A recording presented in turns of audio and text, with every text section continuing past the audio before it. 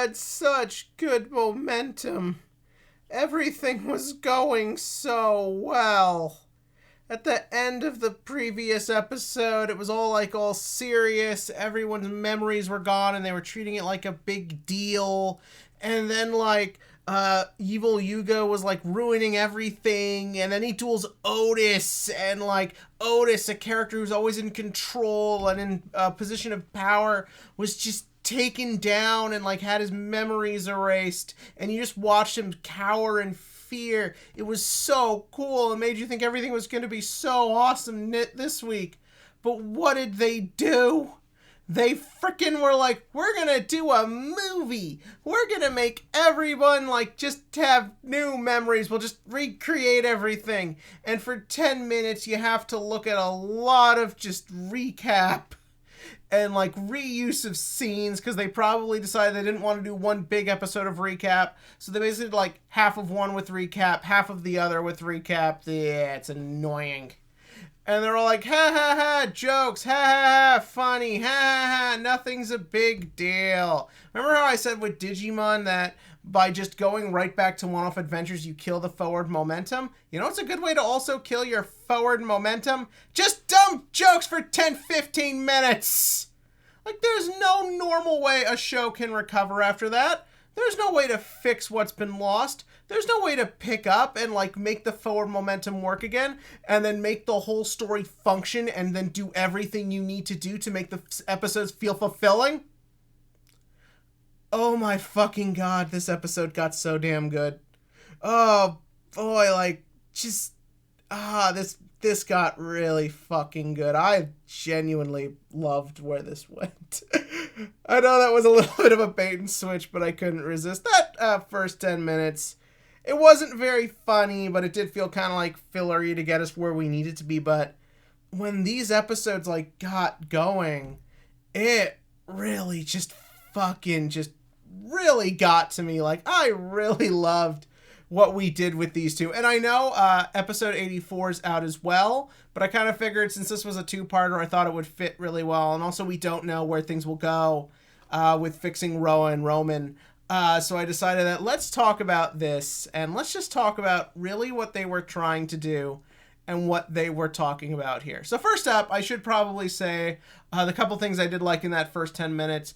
I do think it is fun seeing characters you don't normally see together bounce off each other. That's always a strength of this show that I quite like.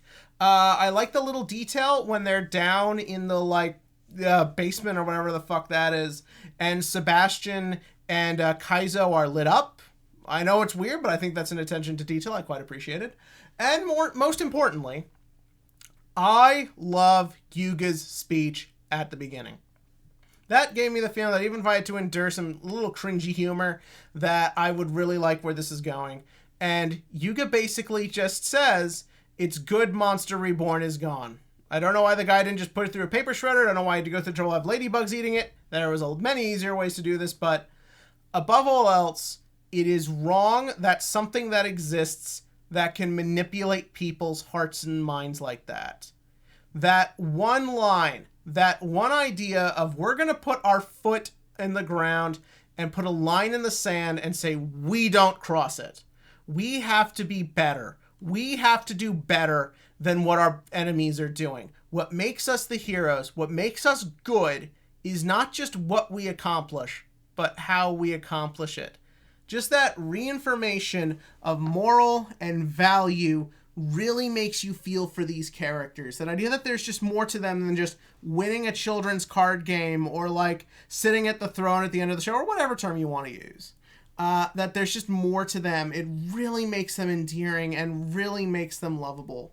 And what, of course, makes things further lovable. As Gakudo is acting strange, I really like that a little detail that they make you feel like, is something up with him? Something's up, isn't there? Gakudo's acting strange, and he decides to just willfully fall for the trap down in the basement thing. And when he comes back, and he's just in, the military police torture outfit with his two, Squid Game-looking sidekicks. It's pretty fun. I don't know. There was just something kind of entertaining about that. But it goes back to what I was saying last week. With his entire story arc redone and his, like, just memories and mind wiped of everything he's learned and how far he's come, he ends up just falling back into where he was, and then that leads to the next logical outcome, and that is the logical extreme. Once he's lost that, he's learned about accepting new things and bonding with other people, he becomes this just sort of extreme, authoritarian, dictator-like character who's kind of like, everything must follow tradition. Everything must be the same all the time. Nothing will be better. We must follow the perfection that we have been taught and we have been told. And then, I forget the guy's name, but him and Ronze jump in immediately. First up, I love that he got to do it. I may not remember his name, but I will always respect this little mofo. I like that just idea. It was immediate. The minute everyone realized their stupid memory recreating plan wasn't going to work, he immediately just jumped in and was like, no, I'll do this. Gakuro-sama, my lord, my yaoi ship, I will save you. There's something just kind of special about that, like just the spontaneity of it. That idea of just like a character coming in to help another character without needing to be provoked. It's such just a great little shot. And then immediately, Ronze joins in. Ronze has obviously gotten more focus than the other guy. And whether you just want to say it's because waifu or just because they thought of a better joke with her than him. I really like just seeing them both get that strong character moment. Their arcs are now fulfilled. They've gone through learning to think and do things for themselves, and now it's come full circle, and they're the ones who have to help and guide the one who is always guiding them. So it's a real just special moment. And then the duel starts, and they did something I didn't think they'd do.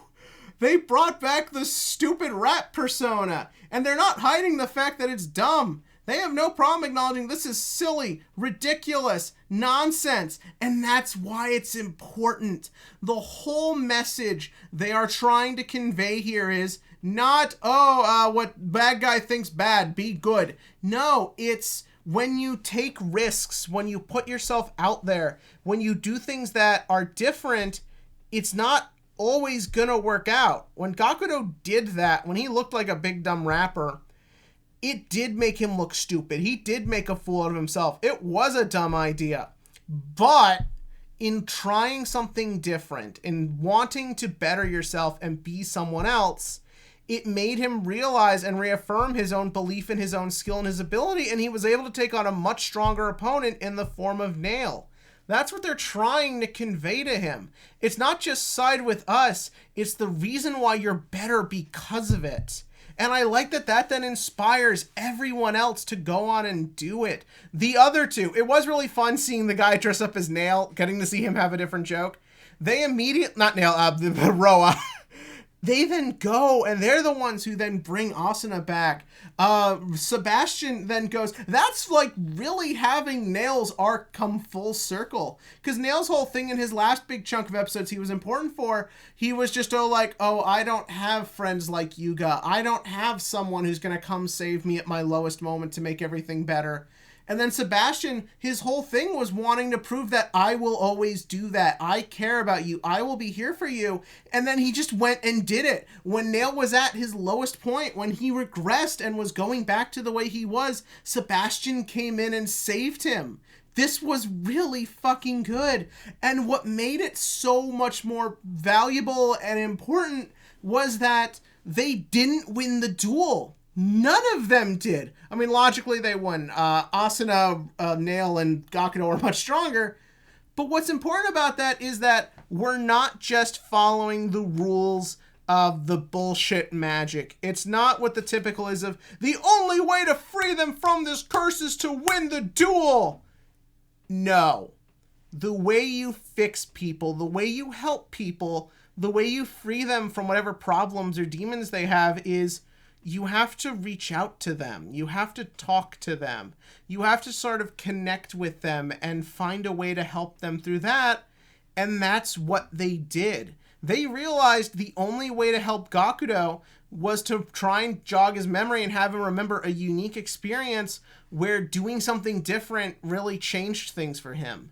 And I thought the fact that they knew what to do, they knew what to say, and he responded to that, and that's what freed him, not just beating him in a children's card game, I think is really beautiful and special, and I like that it was then repeated with everyone else.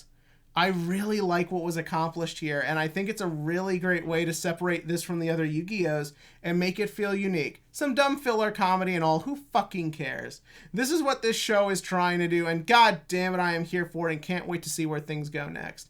But what did you think about these 2 episodes of Yu-Gi-Oh! 7s? Tell me about that in the comments section below. And as for the TCG question of the week, Grand Creators is here!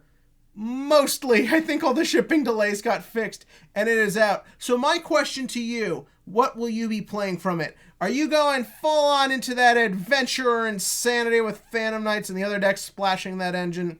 Or are you going to try out Punk, or I forget the other archetype in their name, because they honestly look interesting and kind of fun.